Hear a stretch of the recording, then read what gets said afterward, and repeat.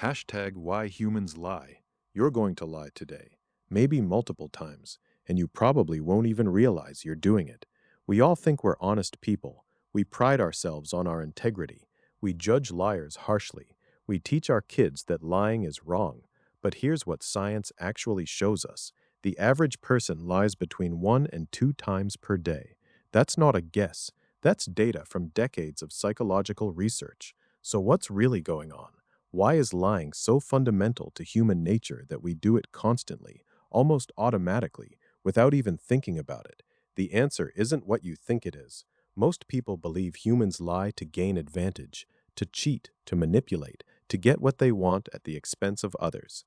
And sure, sometimes that happens, but that's not the main reason we lie, not even close. The real reason is far more interesting and far more human. Let me start with what happens in your brain when you lie. When you're about to tell a lie, your prefrontal cortex activates. That's the part of your brain responsible for planning, decision-making, and understanding consequences. Your amygdala also lights up. That's your emotional center. Your brain is literally working harder to construct a false narrative than it would to just tell the truth, which means lying is actually more cognitively demanding than being honest. Your brain is doing extra work. You're burning more energy. You're using more mental resources. So if lying is harder, why do we do it so much? Because the benefit outweighs the cost. But here's where it gets interesting. The benefit isn't always what you think. Researchers from the University of Massachusetts conducted a study where they asked people to have a conversation. Simple instructions. Just talk to another person for a few minutes.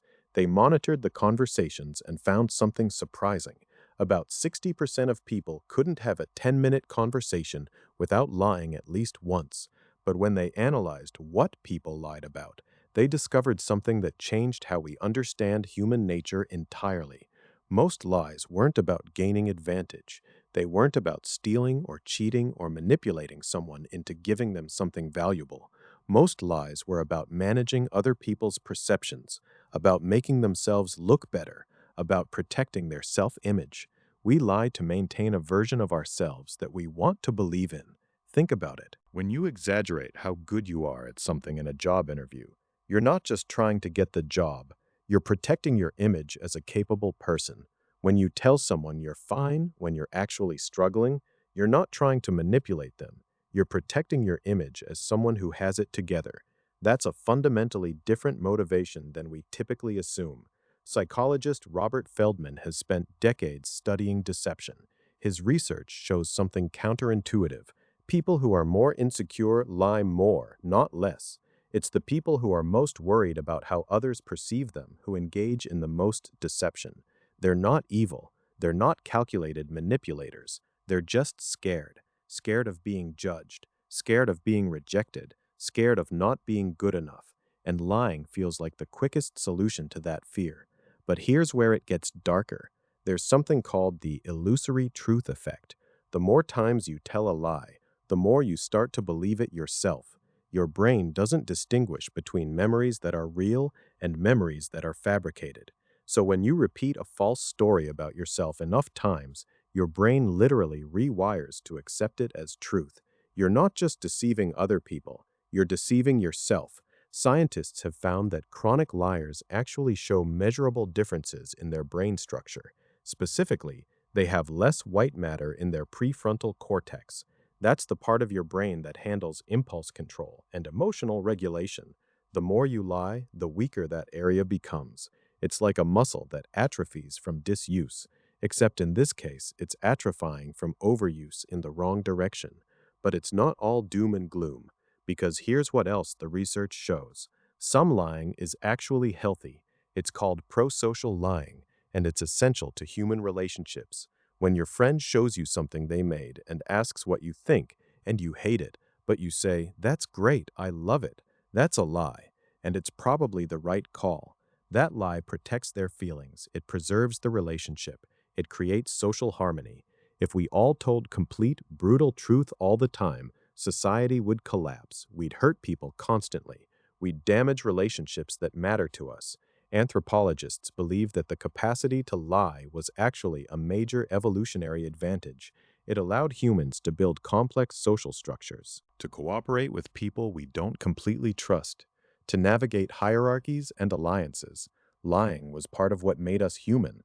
The problem is that we've lost the ability to distinguish between pro-social lies, the kind that protect others, and self-serving lies, the kind that only benefit us at someone else's expense.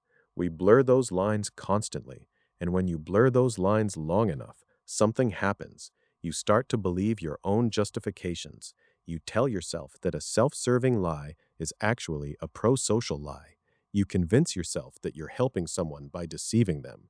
That's how good people justify bad behavior. That's how lying becomes a default setting. But understanding why we lie opens up something powerful. When you recognize that you lie because you're trying to protect a fragile self-image, you have a choice. You can either keep lying to maintain that image, or you can work on making your actual self match the image you're trying to project. You can become the person you're pretending to be. That's not easy. In fact, it's the hardest thing most people will ever do because it requires admitting that you're not what you thought you were, that you're weaker, less competent, less confident than the version of yourself you've been projecting. But on the other side of that admission is something remarkable. It's freedom. The moment you accept who you actually are, flaws included, you don't need to lie anymore. The pressure disappears. Your brain can stop working overtime. You can just be yourself.